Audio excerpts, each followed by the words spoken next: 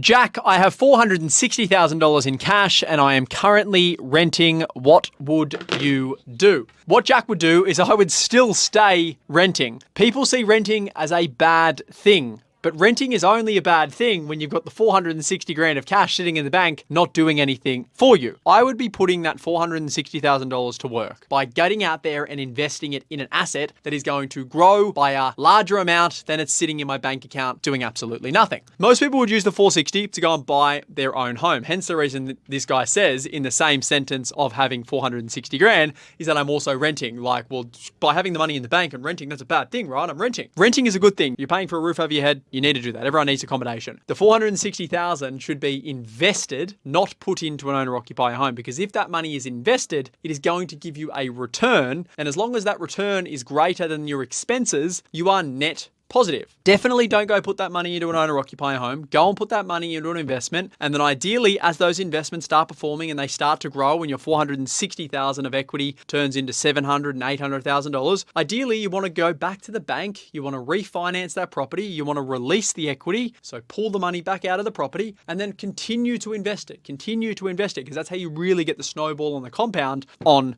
your money, which is exactly how I started my journey. I did $70,000 or $80,000 for the first property. That grew from 720 grand to 900,000. I then refinanced on the new valuation, pulled the money back out of the property, reinvested in another property. And then that one grew. And then the next one grew. And then the next one grew. And that is how you build real wealth. And then eventually you get to a point where you have a large enough asset base. You no longer want to have to work and pay the repayments on the properties. And that is when you go through the evolution stage, which is selling down your properties, decreasing your debt, getting rid of the payment liability, and then investing that money purely for cash flow. And that is then what gives you the money to be able to live life on your terms and not have to show up and work every day.